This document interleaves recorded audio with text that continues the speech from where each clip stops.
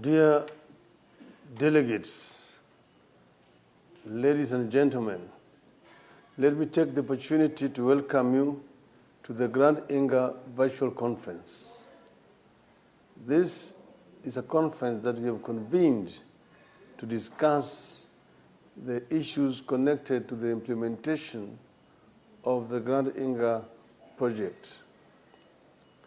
The African Continental Free Trade Area Agreement that was initiated in March of 2018 and came into effect in March 2019 is a milestone on our continent. The trade deal is a flagship project of Africa's 2063 agenda. From independence to date, lack of infrastructure has constrained movement of trade and goods across the continent. The inter-African trade is the lowest globally, comparing to other parts of the world. But inter-African trade stands at only 15%, meaning that Africa trades more with the external world than with itself. And we are saying that this is something that can't be corrected. The major constraining factor which has inhibited inter-African trade is lack of infrastructure, which has made it difficult for goods to move from one country to the other country. That is the reason why the African Free Trade Area Agreement also focuses on development of infrastructure to facilitate trade. The objectives will not be realized unless we fast-track the development of infrastructure. And here we are talking about trans-African highways, the trans-African high-speed railway network, the open skies in Africa, which will enable air transport to move much more smoothly on the continent, and fiber optic connectivity across the continent.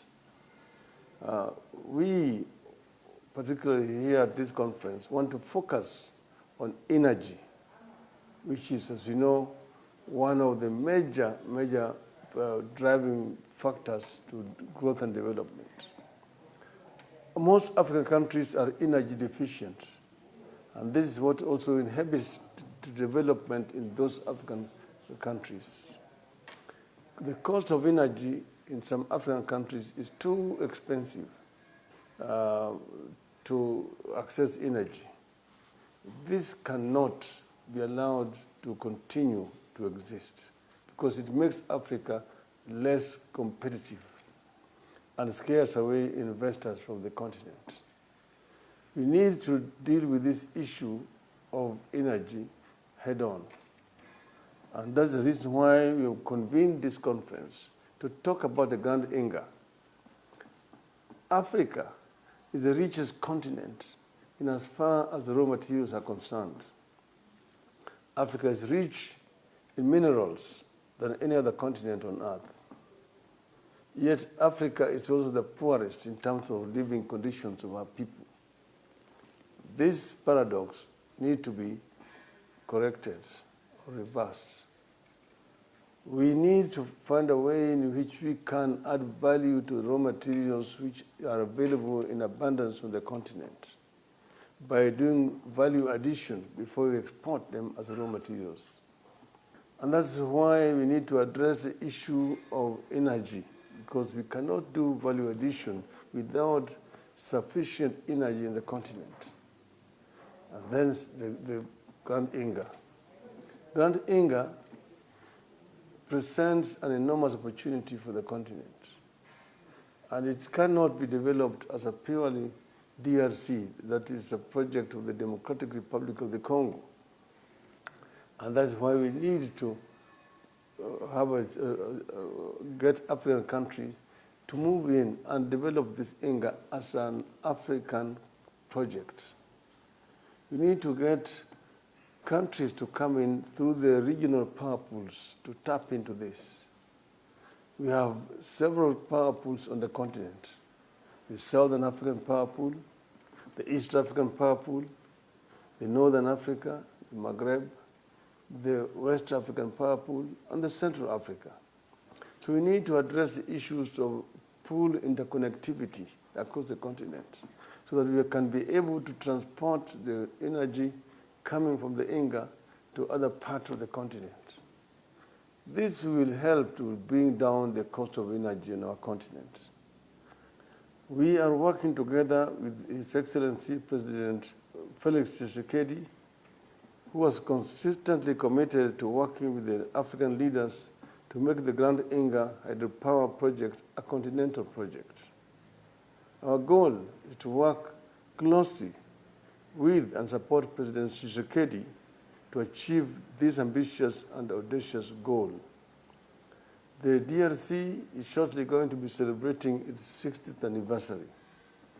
It will be a good vote of confidence in the DRC if at that occasion His Excellency President Felix Tshisekedi can announce to the nation that finally the Grand Inga is on its feet, is on the way to being implemented and make it a reality.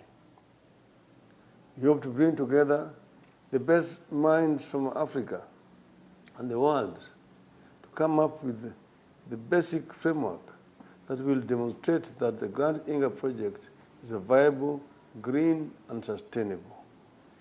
Let me conclude by reiterating that Africa has a growing youth population. This young population can be an opportunity or a curse depending on how we provide opportunities for them. Creating opportunities for the youth is the biggest challenge this continent faces now and in the decades ahead. We need to create millions of jobs for the young generation, and the time is not on our side. The future is moving towards Africa. But for Africa to accommodate the future and create opportunities, we will have to do more than exporting raw materials and venture into value addition and manufacturing. To achieve this, we must have adequate power. Inga is the answer. And I therefore want to take opportunity to wish all of you a very, very fruitful deliberation during this Grand Inga conference. Thank you. God bless you.